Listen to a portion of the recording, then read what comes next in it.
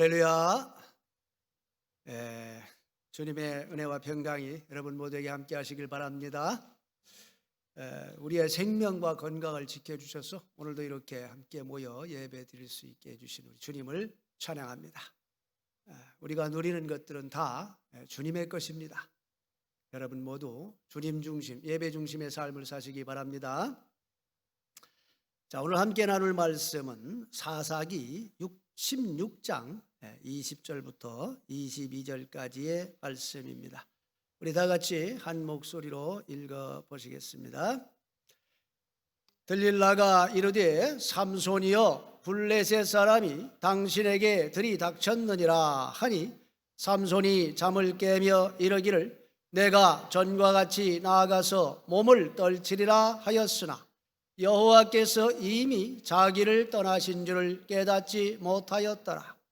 블레셋 사람들이 그를 붙잡아 그의 눈을 빼고 끌고 가사에 내려가 놋줄로 매고 그에게 옥에서 맷돌을 돌리게 하였더라. 그의 머리털이 밀린 후에 다시 자라기 시작하니라. 아멘. 하나님께서 아브라함을 불러 세우셔가지고 이스라엘이라는 민족이 나오게 하시고 그 이스라엘의 역사를 통하여 이 땅에 온 인류의 구원 계획을 펼치셨습니다. 우리가 구약 성경을 읽을 때에 이 점을 절대로 놓쳐서는 안 됩니다. 예수님께서는 구약 성경에 대해서 다음과 같이 말씀하셨습니다. 우리 다 같이 요한복음 5장 39절 말씀 같이 읽어보겠습니다. 시작. 너희가 성경에서 영생을 얻는 줄 생각하고 성경을 상고하거니와 이 성경이 곧 내게 대하여 증거하는 것이라. 예수님 당시에는 아직 신약 성경이 기록되어 있지 않은 때이기 때문에 예수님께서 지금 말씀하시는 성경이라는 것은 구약 성경을 말하는 거예요. 예수님은 태초부터 지금까지 하나님과 함께 계시는 말씀이십니다. 말씀 자체이신 예수님께서 구약 성경이 예수님 자신에 대해서 증거한다 말씀을 하셨으니 우리가 이제 구약 성경을 읽을 때에 거기서 예수님을 보지 못하고 또 그 예수님과 연결되어 있는 우리 자신을 발견하지 못한다면은 성경을 잘못 읽고 있는 거예요. 그러니까 구약 성경에 기록된 이스라엘의 역사가 구원자 예수님을 통한 저와 여러분의 구원의 역사를 말하고 있다는 겁니다. 성경의 어느 곳을 펼쳐도 예수 그리스도의 구원 역사를 말하는 것이고 바로 저와 여러분의 삶의 이야기를 보여주고 있다 하는 것이죠.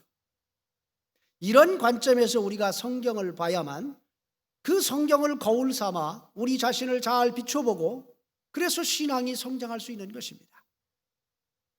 하나님의 백성 이스라엘이 애굽의 종살이에서 해방이 된 것은 죄로 인해서 사탄의 종노릇을 하고 있던 저와 여러분이 예수님을 믿음으로 사탄의 권세에서 해방될 것을 보여주는 사건입니다. 이스라엘 백성들이 유월절 양의 피를 나무로 된 자기 집의 문설주와 인방에 발라서 죽음을 면한 것은 바로 하나님의 어린 양으로 이 땅에 오사 나무 십자가에 못 박혀 피 흘려 죽으신 예수님께서 영원한 사망인 지옥으로부터 우리를 구원할 것을 보여주는 사건이죠. 그들이 홍해를 건너서 애굽의 종살이로부터 벗어나 구원을 받은 것은 우리가 예수님을 믿고 물과 성령으로 즉 세례를 받아서 죄의 멍에로부터 벗어나 구원을 얻게 될 것을 보여주는 사건이다 그 말입니다. 자, 그들이 살던 애굽으로부터 벗어난 것은 지금 우리가 살고 있는 이 세상으로부터 우리가 벗어나서 이제 더 이상 이 세상에 속한 자가 아니라 하늘에 속한 자가 될 것을 의미하는 거예요.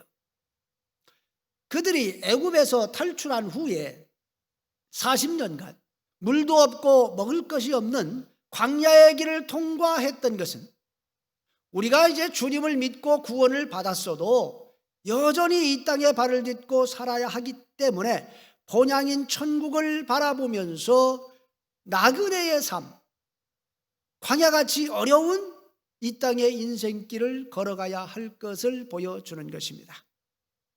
이스라엘이 광야에 사는 동안 하나님께서 구름 기둥과 불 기둥으로 그들을 지켜 보호해 주시고 반석을 터쳐서 물이 나게 해 주신 것은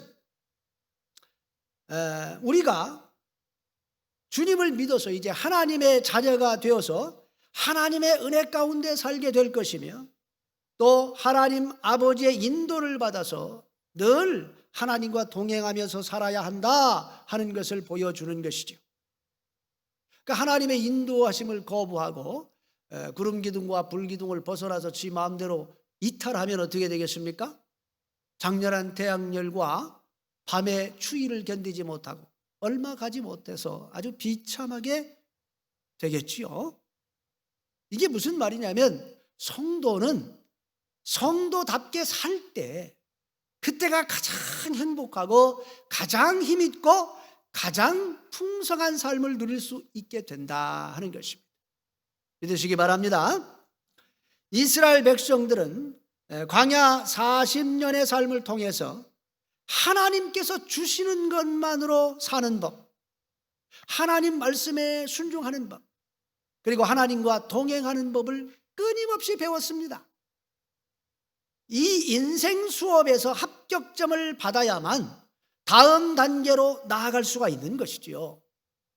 우리가 이제 예수님을 믿고 구원을 받으면 하나님께서 몇 가지 훈련을 반드시 시키시는데 뭐 사람에 따라 좀 틀리지만은 가장 먼저 하시는 훈련이 뭐예요? 경제적으로 하나님을 의지하는 훈련을 시킵니다. 성령으로 거듭난 자, 천국의 생명책에 이름이 기록된 자라면 반드시 통과해야 하는 것이 물질연단이에요. 만물의 주인이 주님이시다. 그걸 인정하여서 11조를 온전히 드리는 것, 이게 이제 첫 번째 훈련이에요. 주님을 믿고 성령으로 거듭난 사람은 말씀을 통해서 이 물질관이 바로 잡혀버리기 때문에 당연히 이제 11조를 하게 됩니다. 그런데 구원받은 성도가 이 물질 훈련을 믿음으로 통과하지 못하고 계속 버티면은 우리 하나님께서 이제 참고 기다리시다가 이거 영 안 되겠다 싶으면 어떻게 하십니까? 불어버려, 이렇게 후 불어버려. 나 깜짝 놀랐습니다. 제가 어느 날 기도하는데 하나님께서 내가 불었느니라. 근데 그게 성경에 나오더라고, 그 말씀이. 불어버려, 이렇게. 자, 10의 1은 하나님의 것인데 하나님께 돌려드리지 않으면 사탄이 송사를 하기 때문에 하나님께서 그걸 지켜주실 수가 없게 됩니다. 그러면 이제 물질이 샥 날아가요. 그럼 하나님께서 주시는 것으로 살아야 되는 그런 이제 불쌍한 처지가 됩니다. 그러면 이제 이게 하나님의 은혜가 없이는 이 인간이 아무것도 할 수 없는 것이구나. 이게 내게 아니고 하나님의 것이었구나. 이제 그거를 철저하게 깨닫게 하신단 말이에요. 그러면 그때부터 이제 하나님께서 주시는 것은 조그만 것이라도 다 감사하게 돼 있습니다. 감사가 나와요. 그리고 이제 11조도 하게 돼요. 이제 그때부터는 하나님의 것을 하나님의 것으로 인정해 드리면 그때부터 하나님께서 이제 물질을 이렇게 책임져 주십니다. 축복을 주세요. 그런데 물질을 주셨는데 11조를 드리지 않으면 다시 연단이 시작돼요. 제가 경험해 보니까 그렇더라고요. 믿음으로 통과할 때까지 이게 처음부터 다시 시작됩니다. 그래서 하나님의 참 자녀라면은 반드시 이 과정을 통과하게 되어 있습니다. 목사님 11조 안 드려도 뭐 잘 되는 경우가 많던데요. 그거는 하나님이 그 사람을 하나님의 자녀로 인정하지 않을 때 일어날 수 있는 일이에요. 그러니까 여러분 얼른 깨닫고 처음부터 온전한 믿음으로 나오면 하나님께서 놀랍도록 부어주십니다. 그러면 이제 물질로부터는 이제 자유로워져서 빌리고 꾸는 자가 아니라 꾸어주고 베푸는 자의 삶을 살도록 인도해 주세요. 이게 하나님의 은혜고 능력입니다. 그때부터 이제 다른 영역의 연단을 받게 하시죠.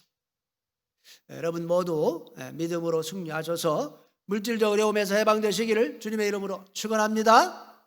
이거는 신앙생활의 첫걸음에 불과한 거예요. 이거는 이스라엘 백성들이 광야에서 하나님께서 주시는 것으로만 살고 하나님의 인도를 받고 하나님 말씀에 순종하는 훈련을 40년간 받았습니다. 그런데 이 연단을 믿음으로 통과하지 못하고 낙오하는 사람들이 엄청나게 많았습니다. 원망 불평하다가 죽은 자들이 남자만 60만 명이었으니까.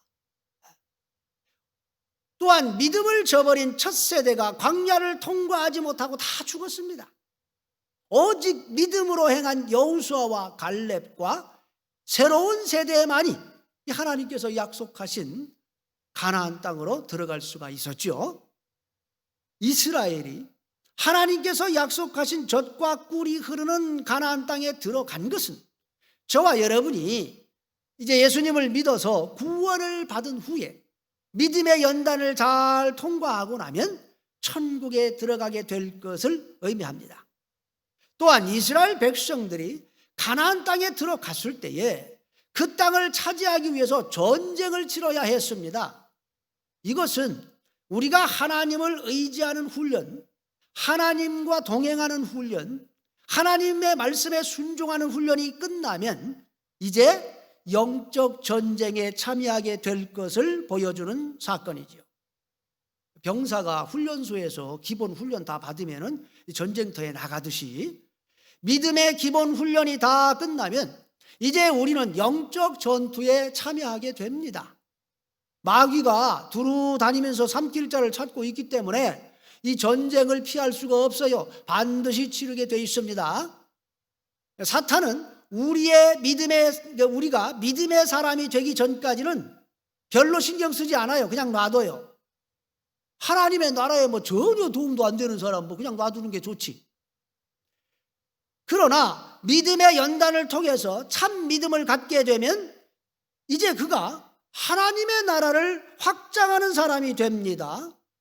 전도에 열심을 내가지고 마귀에게 속했던 사람들을 하나님께 데리고 와버려요. 이렇게 되면은 귀신들이 미워하는 존재가 되어버립니다. 사탄의 왕국에 아주 골치 아픈 존재가 되는 것이죠. 그러면 이제 공격을 시작하는데, 그렇기 때문에 영적 전투에 참여하지 않을 수가 없게 된다 그 말이에요. 이 전쟁은 우리의 능력으로는 절대로 이길 수가 없습니다. 혈과 육으로 싸워서는 이길 수가 없어요. 오직 하나님의 전신갑주를 입어야만 승리할 수 있는 싸움입니다. 우리에게 이제 어려움을 주어가지고 믿음을 뿌리채 흔들려고 할 때에 견고한 믿음으로 대항해야 합니다. 구원과 예수님의 말씀에 대해서 자꾸 의심하게 만들어가지고 우리의 신앙을 무너뜨리려고 할 때에 구원의 확신과 믿음의 방패로 싸워야 하는 전쟁이에요. 마귀는 조금만 틈만 보이면 그걸 그냥 놔두지 않습니다. 아예 불화살을 날려가지고 완전히 쓰러뜨리려고 달려들어요.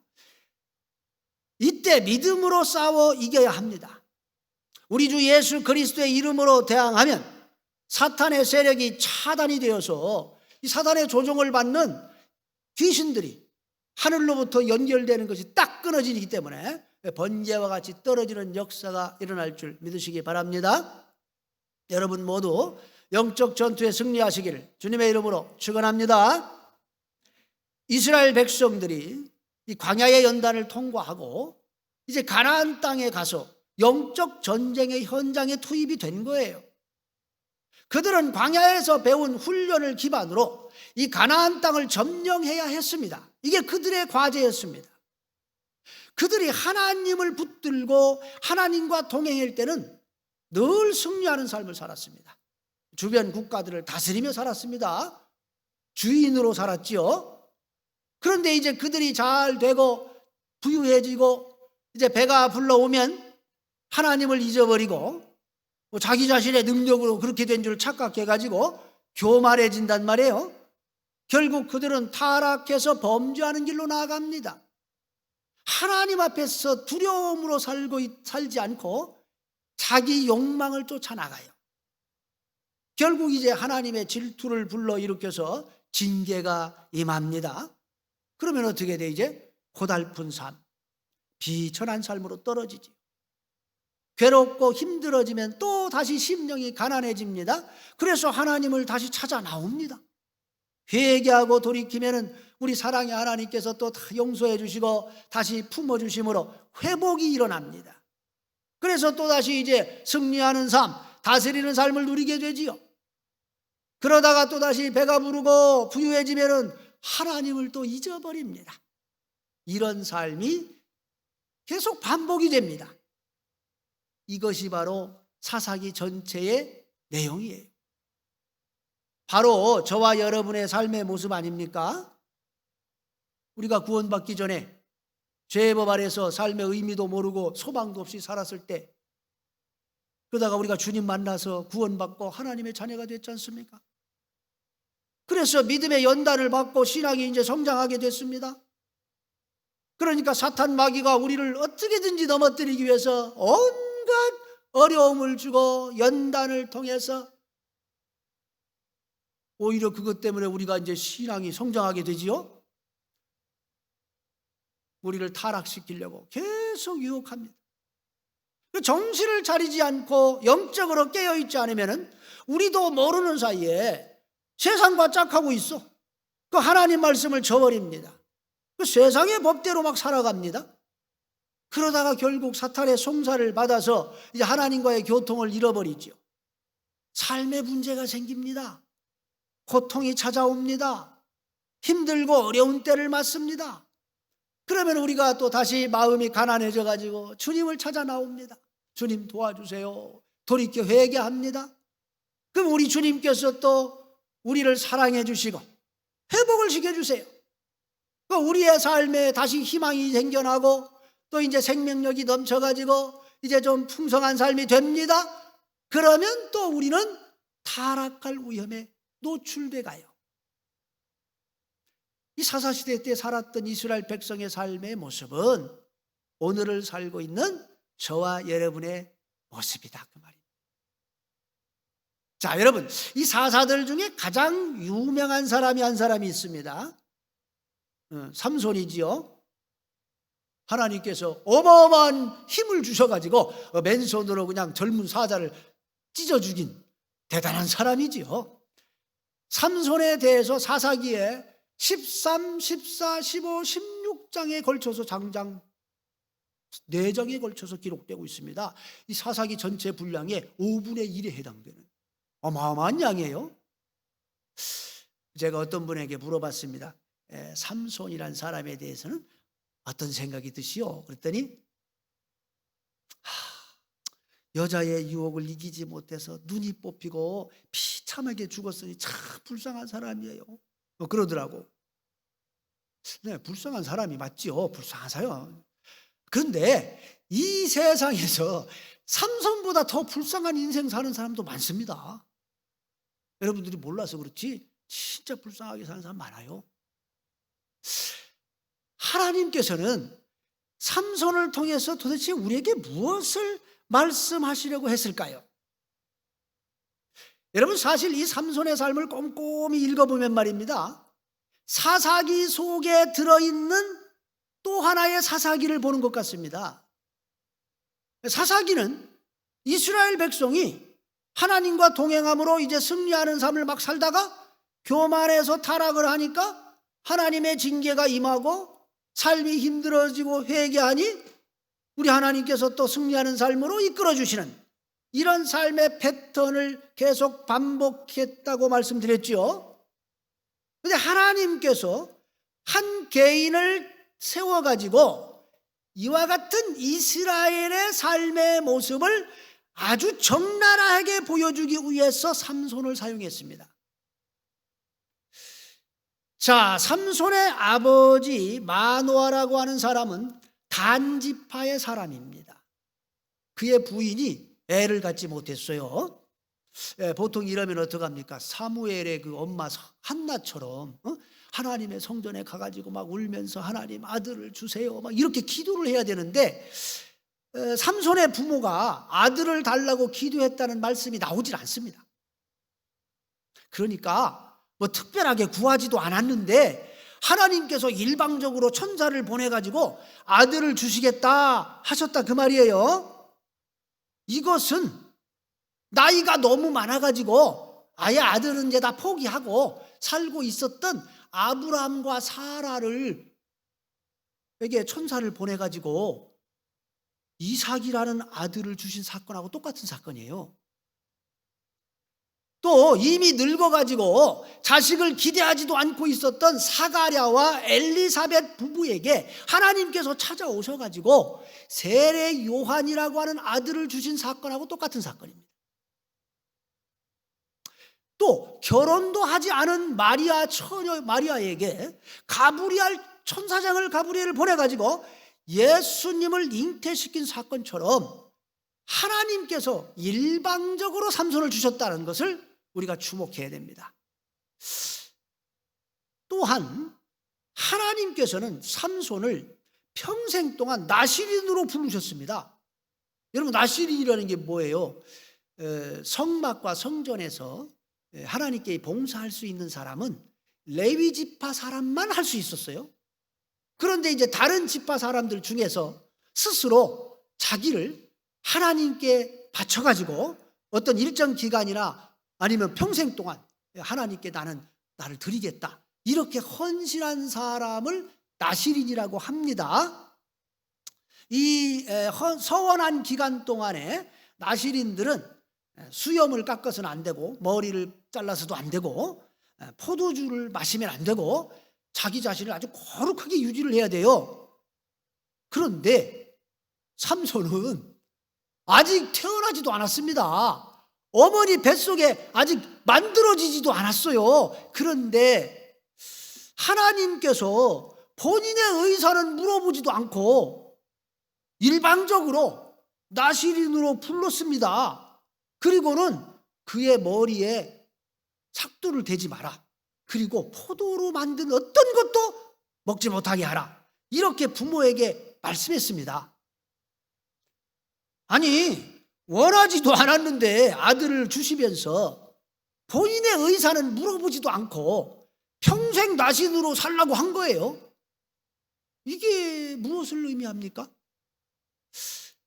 삼손이라고 하는 사람은 하나님께서 하나님의 뜻을 이루시기 위해 이 땅에 특별히 보낸 사람이다 그 말이잖아요. 삼손은 이스라엘 전체에 그리고 오늘을 살고 있는 저와 여러분에게 하나님의 뜻을 전달할 어떤 사명을 부여받고 이 땅에 온 사람이다 그 말입니다. 그의 삶은 정말 좀 파란만장했지요. 블레셋의 지배를 받고 있던 이스라엘을 구원하기 위해서 자신의 목숨을 초계와 같이 던진 삼손의 모습은 우리를 구원하시기 위해서 십자가에 목숨을 버리신 우리 예수님을 떠올려주는 모습이지요. 삼손은 아주 특별한 하나님의 사람이었습니다. 일단 그의 탄생 소식을 천사가 직접 전해줬고 삼손의 부모가 그 천사와 또 만나가지고 이 삼손을 우리가 어떻게 키워야 됩니까? 라고 양육에 대해서 서로 논의를 했습니다. 그리고 삼손의 부모가 하나님께 이제 염소 새끼를 갖다가 반석에서 불태워 제사로 드렸더니 이 불꽃이 하늘로 쫙 올라가요. 근데 그 소식을 전해주러 왔던 천사가 그 불꽃과 함께 하늘로 슉 올라가 버렸습니다. 아주 신비로운 일이 벌어진 거예요. 삼손은 하나님께서 특별히 함께 해 주신 이스라엘을 대변하는 인물로 저기 등장하고 있는 거예요. 그는 나시린입니다. 즉 주님을 믿고 내가 하나님의 영광을 위해 살겠습니다 라고 헌신을 하는 저와 여러분을 대변하는 인물로 지금 여기 등장한다 그 말이에요. 삼손의 삶은 세 명의 여자를 중심으로 변곡점을 받습니다. 첫 번째 여인은 블레셋의 딥나라는 곳에 살고 있는 여인이죠. 하나님께서는 이방 여자를 아내로 취하지 말라고 분명히 말씀했습니다. 그런데 삼손의 부모가 야, 그 이방 여자를 왜 너는 취하려고 하냐라고 말림에도 불구하고 삼손은 딥나의 여인과 결혼하겠다고 주장하고 나섭니다. 그런데 성경은 이것에 대해서 이렇게 기록을 합니다. 자, 사사기 14장 4절 말씀 우리 다 같이 읽어보겠습니다. 시작. 이때에 블레셋 사람이 이스라엘을 관할한 고로 삼손이 틈을 타서 블레셋 사람을 치려 함이었으나 그 부모는 이 일이 여호와께로서 나온 것인 줄은 알지 못하였더라. 다시 말해서 삼손이 이 블레셋 여자를 아내로 취하려고 한 것은 그녀를 사랑해서 그런 게 아니고요, 블레셋을 치기 위한 명분을 만들기 위해서 그렇게 했다는 거예요. 그리고 이것은 삼손이 정욕 때문에 그 여자를 취하려고 한 게 아니고 성령의 감동으로 인해서 이루어진 일이었다고 지금 성경이 밝히고 있는 겁니다. 삼손은 블레셋으로 가가지고 7일 동안 혼인잔치를 하면서 수수께끼를 냅니다. 그리고 내기를 일부러 걸지요. 블레셋 사람들이 이 삼손의 아내가 될 여자를 협박해가지고 그 내기의 답을 알아냅니다. 그래가지고 삼손이 이제 내기에 건 걸 갚아야 돼요. 삼손이 아스골론에 가가지고 블레셋 사람 30명을 죽여가지고 그 내기 값을 물어주고 화가 나가지고 신혼밤을 치르지도 않고 자기 아버지 집으로 가버립니다. 그러니까 장인이 또 이거 뭐야? 결혼식을 다 했는데 첫날 밤에 소박 맞았잖아, 딸이. 그러니까 그 딸을 삼손의 친구 다른 남자한테 줘버렸어요. 근데 얼마 후에 삼손이 다시 와가지고 내 아내를 내놓으시오 이래야 합니다. 그 장인이 그 자네가 우리 딸을 미워하는 줄 알고 내가 다른 남자에게 줬네. 뭐 이제 어떡하겠나? 그 여동생이 더 이쁘니까 얘를 데려가게 이렇게 된 거예요. 자, 여러분 생각을 해보세요. 첫날 밤도 안 치른 부인을 다른 남자에게 줬습니다. 말 됩니까? 안 되지요. 삼손이 화가 날 만하지요. 그러니까 삼손이 화를 내는 게 정당화됐지요. 그러니까 삼손이 나가가지고 여우를 300마리를 잡았습니다. 저는 아무리 생각해도 여우를 어떻게 300마리를 잡는가. 제가 루스키 섬에 가서 보니까 저것이 의심이 많아가지고 가까이 오질 않는데 저걸 어떻게 300마리를 잡았을까 나는 이해가 안 돼요. 근데 하나님의 능력으로 잡았겠지요. 우리가 천국에 가걸랑 꼭 좀 물어봅시다. 도대체 어떻게 잡았는지. 여하튼 잡아가지고 꼬리를 또 묶었대. 그 여우가 가만히 있었겠냐고. 그 꼬리를 묶어가지고 거기다가 횃불을 끼워서 거기다 불을 붙였다는 겁니다. 그러니까 꼬리가 불이 타니까 여우가 가만히 있었겠어요. 300마리가 나 살려라고 이리 뛰고 저리 뛰고 난리가 났습니다. 그러니까 블레셋 온 사방을 다 불질러 버린 거예요. 그러니까 블레셋 사람들이 나와가지고 도대체 이게 왜 이렇게 됐느냐. 그러니까 삼손이 이렇고 저렇고 됐잖아요. 들어보니까 삼손이 화날만 하잖아요. 그래서 블레셋 사람들이 삼손의 장인과 그 부인 될 여자를 불태워 죽여버립니다. 그리고는 삼손을 잡으러 오지요. 그리고 삼손이 나귀 턱뼈를 들고 그걸 휘둘러 가지고 블레셋인을 몇 명을 죽여요? 1000명을 때려 죽였습니다. 한마디로 때려 죽인 거예요. 참 불쌍해. 죽였어. 자, 여러분, 삼손은 딥나의 여인을 이용해 가지고 뭐 한 거예요? 블레셋을 친 겁니다. 삼손은 하나님의 뜻에 순종해 가지고 하나님의 말씀한 대로 행해 가지고 하나님의 백성을 괴롭히고 있던 원수를 쳐버린 거예요. 그러니까 삼손이 하나님과 함께 했기 때문에 하나님의 능력이 그와 함께 했던 것입니다. 자, 두 번째 여인은 가사의 기생이었습니다. 삼손은 블레셋의 수도인 가사로 이번에는 내려가 가지고 한 기생과 하룻밤을 잤습니다. 물론 이것도 블레셋을 치기 위한 계획에서 나온 것이었습니다. 그런데 이번에는 이방 여인과 그것도 아주 부도덕한 여인과 함께 잠을 잤다는 게 좀 틀려요. 삼손이 기생과 함께 있다는 소식을 들은 블레셋 사람들이 그 기생의 집을 에워쌌습니다. 그리고 이제 기다렸어요. 삼손이 깊이 잠들면 기습해가지고 죽이려고 했습니다. 그런데 삼손이 자다 말고 한밤중에 갑자기 일어나가지고 나가서 이 수도의 성 있잖아요. 성 둘러싸고 있는 성의 성문을 뜯어가지고, 그 문짝이 얼마나 크겠습니까? 그거를 뜯어가지고 빗장까지 뽑아내가지고 그거를 어깨에 다 짊어지고 헤브론 앞에 있는 산 꼭대기로 올라가서 거기다가 버렸습니다. 이게 무슨 얘기냐면 삼손이 원수의 성문을 취했다는 얘기예요. 대적의 문을 점령해 버렸다는 겁니다. 성문을 뜯어 가져갔다는 얘기는 그 성을 함락시켰다 그 말이에요. 영적으로. 여기까지는 삼손의 모습이 아주 멋지지요. 대단합니다. 그런데 세 번째 여인은 소렉 골짜기에 사는 들릴라라는 여인이에요. 삼손은 들릴라와 사랑에 빠집니다. 성경이 그렇게 말해요. 사랑했다고. 첫 번째 여인은 결혼할 것처럼 했지만은 첫날 밤도 지르지 않고 블레셋을 치는데 이용만 했을 뿐입니다. 두 번째 여인은 잠은 잔 것 같아. 그런데 사랑은 하지 않았어요.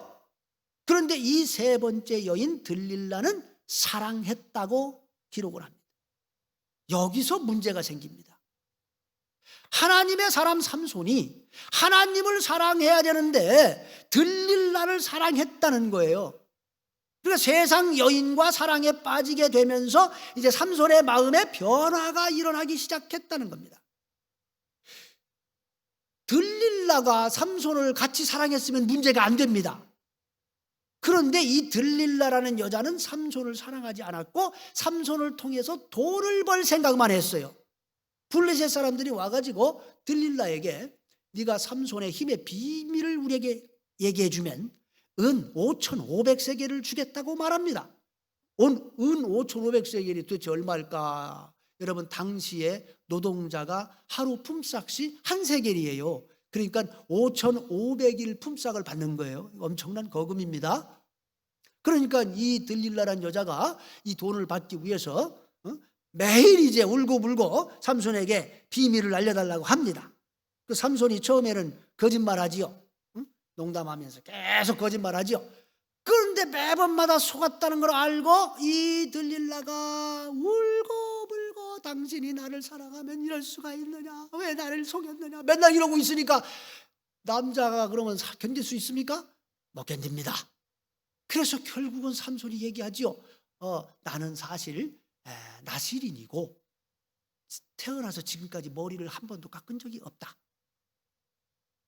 그래서 그날 밤에 삼손의 머리가 싹둑 잘리고 하나님께서 그를 떠나십니다. 자, 그런데 오늘 말씀 20절 보시면 삼손이 하나님께서 이미 자신을 떠나신 줄을 깨닫지 못했다고 말하고 있어요. 그가 들릴라와 사랑에 빠져가지고 마음이 뺏겼기 때문에 하나님께서 자신을 점점 떠나시는 것도 알아채지 못하게 됐다는 겁니다. 세상과 사랑에 빠져버린 이 삼손의 모습은 바로 그 언젠가 하나님의 특별한 사랑을 받았던 이스라엘이 하나님을 버리고 세상을 사랑해서 하나님께서 자신을 떠나시는 것조차 알지 못했다는 사실을 보여주는 거예요. 자, 21절을 보시면 그 결과 삼손은 두 눈이 뽑히고 가사로 끌려가서 쇠사슬에 매여가지고 옥중에 갇혀서 맷돌을 돌리는 신세가 됐습니다. 여러분 생각을 해보세요. 턱뼈 하나 가지고 1,000명을 때려 죽이던 그 무시무시했던 삼손, 원수들이 막 들어와가지고 벌벌 떨던 그 삼손의 영광스러운 모습은 다 사라지고 비참한 삶, 미래와 소망이 전혀 없는 절망적인 삶, 캄캄한 어둠 속에 갇힌 삶. 이거 뭐 쉬지도 못하고 계속 일해야 되는 삶, 사람들로부터 손가락질 받고 무시받는 삶, 갈증에 시달려야 되는 그런 삶으로 전락하고 말았다, 그 말입니다. 하나님께서 구름 기둥과 불 기둥으로 함께 해주시고 온 주변 국가들이 두려워서 벌벌 떨었던 그 이스라엘 백성의 영광스러운 삶은 흔적도 없이 사라져버렸다, 그 말이에요. 견고한 성, 그 여리고성을 손 하나 대지 않고 와르르 무너뜨렸던 그 이스라엘의 어마어마한 능력은 찾아볼 수가 없습니다. 왜 이렇게 비참하게 됐을까요? 하나님을 버리고 다른 것을 사랑했기 때문에 그렇다, 그 말을 지금 하고 있는 거예요. 삼손은 아무것도 보이지 않는 캄캄한 어둠 속에서 그 무거운 맷돌을 돌리면서 무엇을 했겠습니까? 할 게 없어, 회개밖에. 그죠? 자신의 교만을 회개했겠지요. 자신에게 잠시 주어졌던 그 어마어마한 힘이 자기 것인 줄 알고 착각해가지고 그걸 가지고 하나님의 영광이 아니라 정욕을 채우는 데 썼다는 것을 회개했겠죠. 그가 회개하고 돌이키니까 하나님께서 다시 그를 찾아와 주십니다. 이게 하나님의 은혜지요. 22절을 보십시오. 그의 머리털이 다시 자라기 시작했다. 영적 회복이 일어나기 시작했다, 그 말입니다. 하나님과의 관계가 회복되어 나가기 시작했다.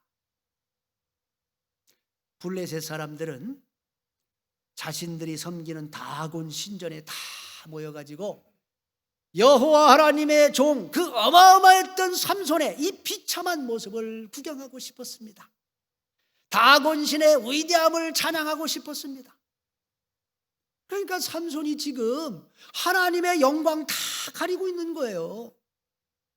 여러분, 하나님의 은혜를 잃어버린 성도는요, 하나님의 영광을 드러내기는커녕 가리고 오히려 방해하고 그런 데 쓰임받습니다.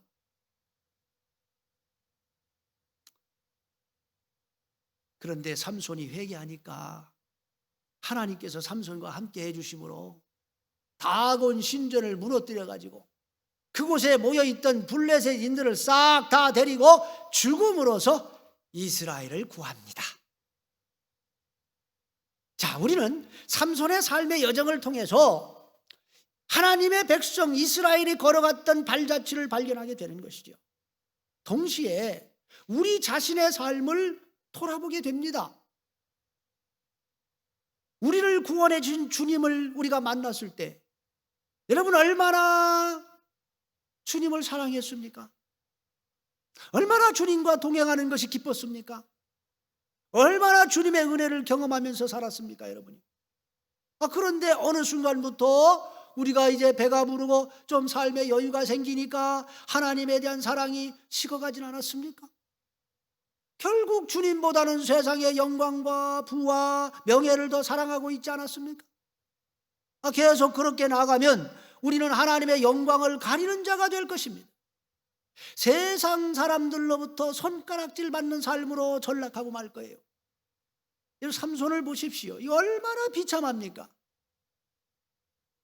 하나님의 사랑이 컸던 만큼, 하나님께서 주신 은혜가 컸던 만큼 하나님의 사랑을 잃어버린 그의 모습은 더욱더 초라해 보이죠. 여러분 모두 주님을 꼭 붙들어서 시험에 들지 않도록 깨어 기도하시기 바랍니다. 그래서 주님을 기쁘시게 하는 존귀한 하나님의 사람들 다 되시기를 주님의 이름으로 축원합니다. 주님의 성령 지금 이곳에 임하소서. 여러분들의 마음을 하나님께 드리는 시간을 갖겠습니다.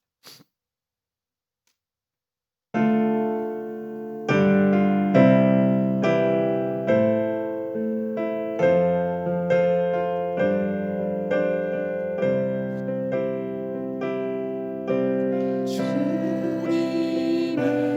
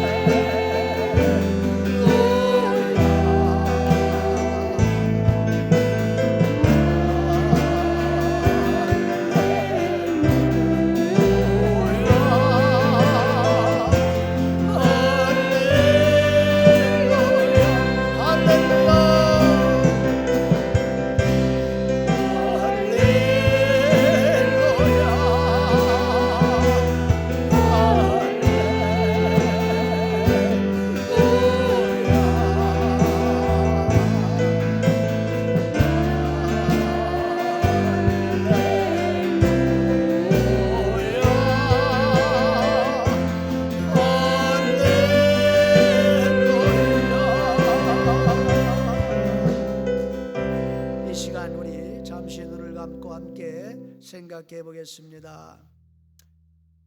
여러분 중에 어떤 분은 이제 막 신앙생활을 시작하신 분도 있을 것이고, 또 어떤 분은 신앙생활 시작한 지 아주 오래된 분도 있을 것입니다. 여러분의 신앙 상태가 지금 어떤지 잠시 돌아보시기 바랍니다. 물질 연단을 통과하셨습니까? 믿음으로 살고 있습니까? 주님과 동행하고 계십니까? 주님을 뜨겁게 사랑하고 계십니까? 이 시간 우리의 삶을 돌아보면서 우리 다 같이 성령의 인도를 따라 동성으로 기도하는 시간을 갖겠습니다. 주여, 아버지 하나님, 참으로 우리가 이 땅의 삶을 살 때에 바로 사사기의 그 백성들과 같이 아버지 하나님, 우리는 사사기를 읽으면서 그것이 나와는 상관없는 그런 이야기로 나는 잘 살고 있다는 생각을 대하지는 않았습니다. 삼손을 보면서 우리는 그 삼손의 어리석음을 비웃지 않았습니다. 그러나 사실 돌아보면 우리가 삼손이고 우리가 바로 사사기의 백성들이고 그들과 차이가 없는 자임을 고백합니다. 아버지, 용서해 주시옵소서. 우리가 오늘도 주님과의 사랑을 다시 회복하길 원하고, 오늘도 주님을 뜨겁게 사랑하는 하나님의 사람으로 이 땅에 살기를 원합니다. 아버지, 오늘 예배를 통하여, 오늘 이 말씀을 통하여 우리 자신을 다시 한번 점검하게 하시고, 하루를 살아도 아버지께 영광 돌리는 삶을 살게 하여 주옵소서. 하나님의 영광을 가리는 자가 아니라 영광을 드러내는 자가 되게 하여 주옵소서. 아버지의 찬란했던 하나님의 백성의 그 영광을 누리며 사는 자가 되게 하여 주옵소서. 감사합니다. 아버지 영광 받아 주옵소서. 할렐루야.